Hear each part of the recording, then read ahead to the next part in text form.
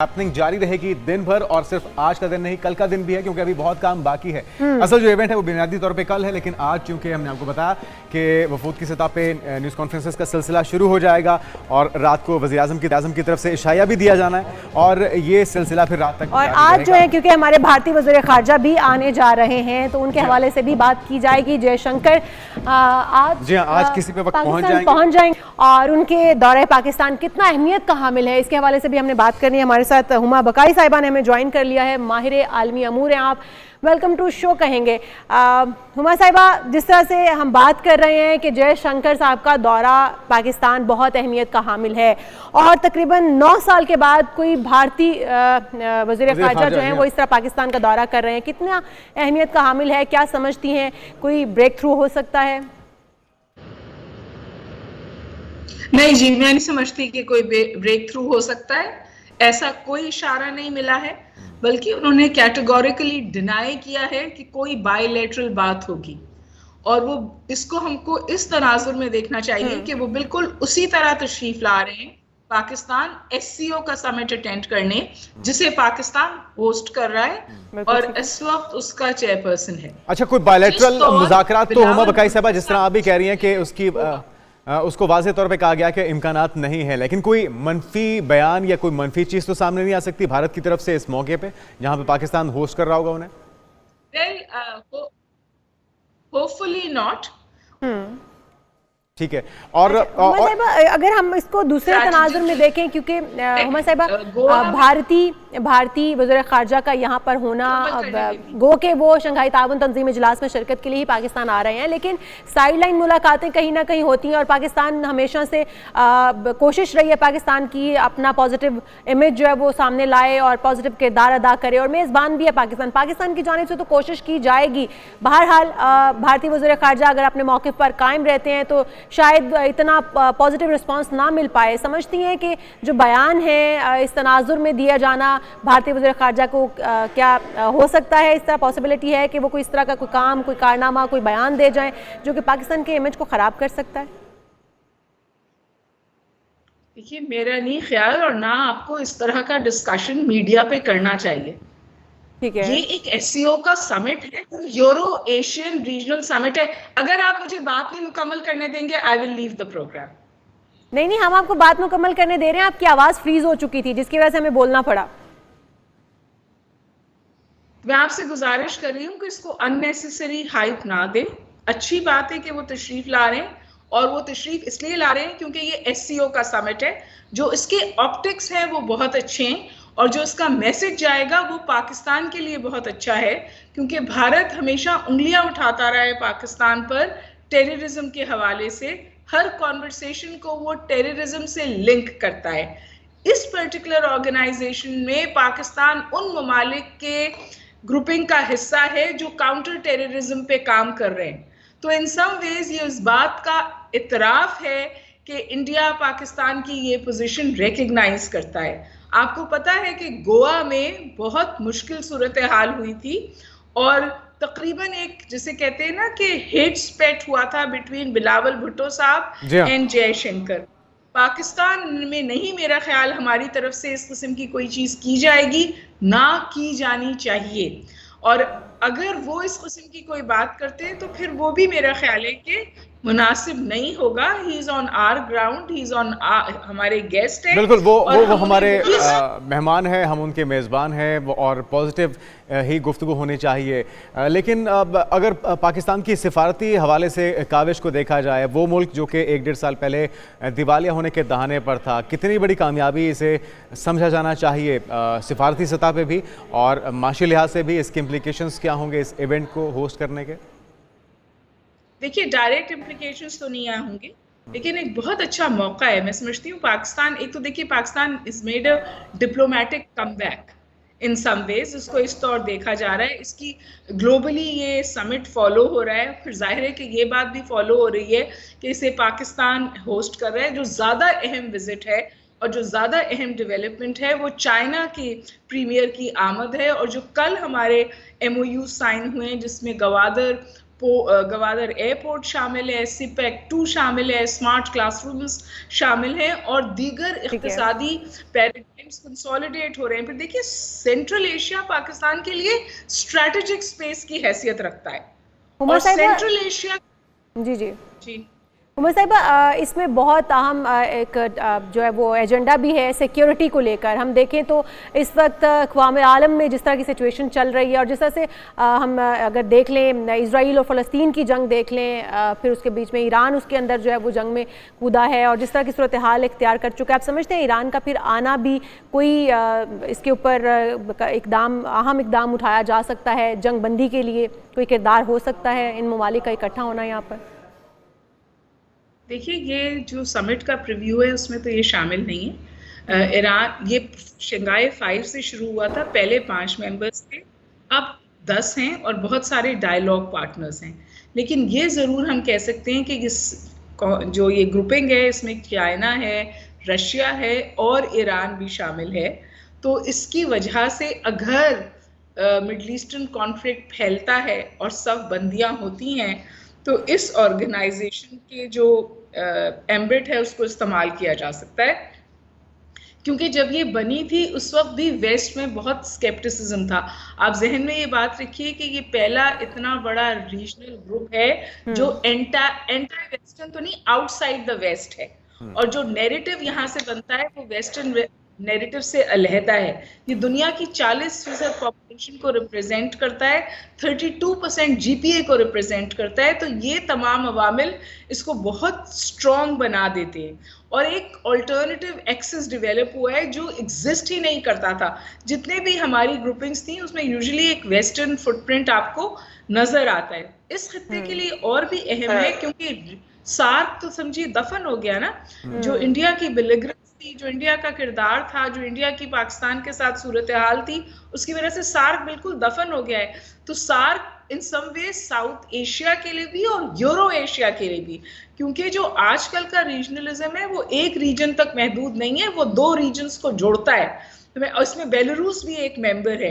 तो central Asia की strategic space, China के साथ कंसोलिडेशन, रशिया के साथ ताल्लुकात की बेहतरी, रशिया, चाइना और ईरान का नेक्सस, और वहाँ पाकिस्तान का किरदार, इस पर्टिकुलर ऑर्गेनाइजेशन, इसकी टाइमिंग और इस समिट का पाकिस्तान में होना इंतहाई अहम बना देता है। अच्छा हूँ बगाई साहब, आगे ये पाकिस्तान में तो एक बड़ा इवेंट हो ही रहा है शंघाई ताउन तंजीम का, इसके बाद रशिया में ब्रिक्स का इजलास भी होने जा रहा है जिसकी मेंबरशिप के लिए पाकिस्तान अप्लाई भी कर चुका है, दरख्वास्त दे चुका है। सिग्निफिकेंस, अहमियत की बात की जाए तो आप क्या समझती हैं कि असरात किसके ज़्यादा मस्बत हो सकते हैं, पाकिस्तान के इस इवेंट के होस्ट करने के, या पाकिस्तान को अगर उसकी मुस्तकिल रुकनियत मिल जाती है? देखिए, ब्रिक्स में पाकिस्तान को मेंबर बनना चाहिए, सबकी सलाह ये है, लेकिन उसमें इंडिया है और इंडिया पाकिस्तान की मेंबरशिप को टूथ एंड नेल जो है रेजिस्ट करता है और रिजेंट करता है। तो अगर वहाँ इंडिया अपना किरदार अदा करेगा जिस तौर माजी में हमने हमेशा देखा है वो करता रहा है, तो पाकिस्तान की मेंबरशिप को वो हत्तुल इम्कान कोशिश करेगा कि ब्रिक्स की मेंबरशिप पाकिस्तान को ना मिले। लेकिन जैसे मैंने आपसे कहा कि ये पर्टिकुलर ऑर्गेनाइजेशन जो है इन सम वेज काउंटर करती है इस इंडियन फुटप्रिंट को।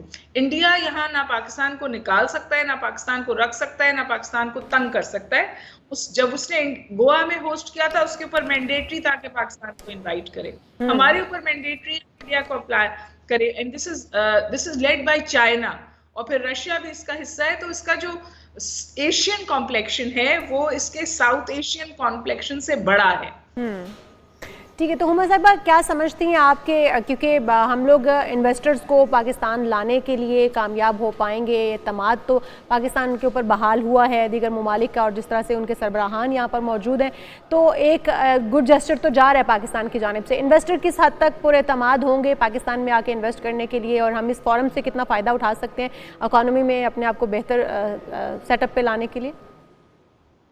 देखिए, मैं आपसे गुजारिश करूँ कि ऑप्टिक्स तो बहुत अच्छे हैं। Islamabad by the way is one of the most beautiful Capitals in the world, उसमें गर्दाना जाता है। तो जाहिर है ये तमाम लोग आए हैं, हमारी होस्टिंग बहुत अच्छी है, हमारी हॉस्पिटैलिटी बहुत अच्छी है।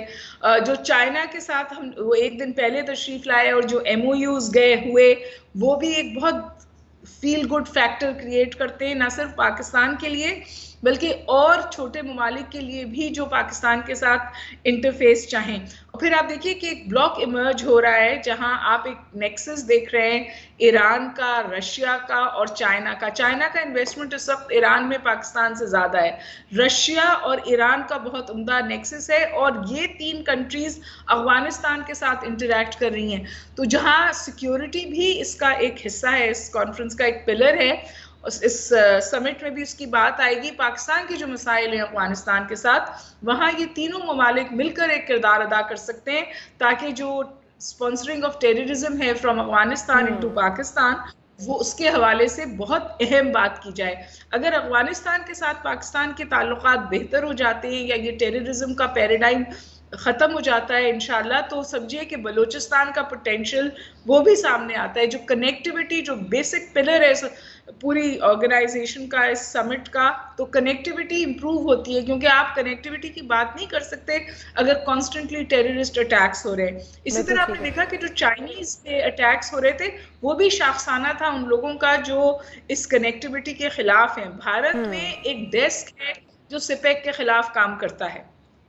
तो आपको लगता है कि हुमा बकाई साहबा, क्योंकि माजी में ताने बाने तो बहरहाल रहे हैं इंडिया के भी पाकिस्तान में अमन को ख़राब करने के लिए अफ़गानिस्तान के साथ, अब जबकि अफ़गानिस्तान इर्द गिर्द के ममालिक में दहशतगर्दी का बायस बन रहा है, अफ़गानिस्तान के ज़रिए वहाँ दहशतगर्दी जा रही है, तो पाकिस्तान का मौक़िफ़ क्या होना चाहिए? किस तरह से रोका जाए इस सिलसिले को? जी बिल्कुल बिल्कुल वाज़ेह है। अफगानिस्तान के साथ तो आज नहीं, हमने हमेशा से स्ट्रैटेजिक रिस्ट्रेंट का मुजाहरा किया है। अगर वहाँ से कोई मसला भी हुआ है तो हमने बहुत बहुत तातुल के साथ उसका जवाब दिया है और हमेशा ऐसा जवाब दिया है जिससे अफगानिस्तान का बहुत नुकसान ना हो, क्योंकि अफगानिस्तान लैंडलॉक्ड स्टेट है और पाकिस्तान से उसका बॉर्डर मिलता है। तो पाकिस्तान हमेशा कोशिश करता है कि अगर मैसेज देने के लिए कोई सख्त फैसला भी करे तो उस फैसले को फिर रिवर्ट करे। तो पाकिस्तान तो अफगानिस्तान से बेहतर ताल्लुकात चाहता है, लेकिन जब तवातुर के साथ इतने मसाइल वहाँ से हुए हैं तो फिर आप आर्मी पब्लिक स्कूल से याद करें, हमें बहुत मसाइल का सामना रहा है अफगानिस्तान से, बिल्कुल टेररिज्म के हवाले से। और हमेशा हमारा वेस्टर्न बॉर्डर इंडिया ने इस्तेमाल किया है अफगानिस्तान के थ्रू हमारे खिलाफ। तो अगर ये बड़ी ताकतें जो हैं, जो जिनका इस वक्त अफगानिस्तान पे असर रसूख है, चाइना, बिलखुसूस Russia, in some ways also Iran, if they come together, तो फिर जो इंडिया जिस तौर अफगानिस्तान को हमारे खिलाफ इस्तेमाल करता है उस पर बहुत अच्छा असर आ सकता है। और मेरे ख्याल है ये वाली डिप्लोमेसी या ये लाइन कल्टिवेट होनी चाहिए और आई एम श्योर होगी। सेंट्रल एशिया की बात हम कम कर रहे हैं, लेकिन सेंट्रल एशिया तो पाकिस्तान के लिए बहुत ही क्रिटिकल इकोनॉमिक स्पेस है, बहुत ही क्रिटिकल स्ट्रैटेजिक स्पेस है, वो लैंडलॉक्ड स्टेट्स हैं। ठीक है, तो अगर हम उसके जो हेड ऑफ द स्टेट्स हैं वो आ रहे हैं और उनके साथ अगर बायलैटरल मीटिंग्स होती हैं अदर देन द समिट, वो भी बहुत पाकिस्तान के लिए अहम हो सकती है। ठीक है, बहुत शुक्रिया। हमारे साथ हुमा बकाई साहिबा मौजूद थी, माहिर आलमी अमूर, और जिस तरह से वो कह रही थी कि पूरा ख़ित्ते की सूरत हाल जो है वो जुड़ी हुई है इस इजलास के साथ और बहुत अहम किरदार है शंघाई ताउन तंजीम इजलास का।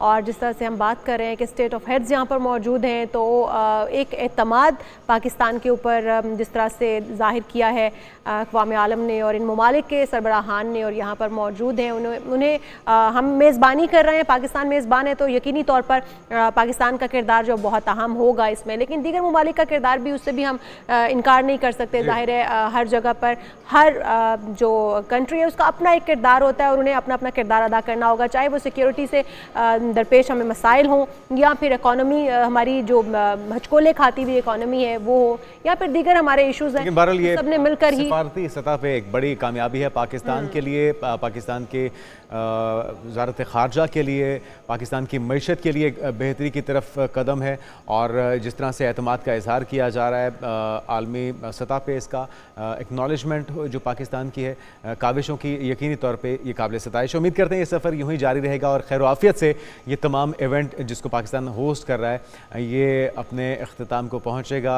आज पहला रोज़ है और वफूद की सतह पर अब से कुछ ही देर में गुफ्तगू का न्यूज़ कॉन्फ्रेंसेस का सिलसिला शुरू हो जाएगा। इस हवाले से एक न्यूज़ की खुसूसी ट्रांसमिशन का सिलसिला जारी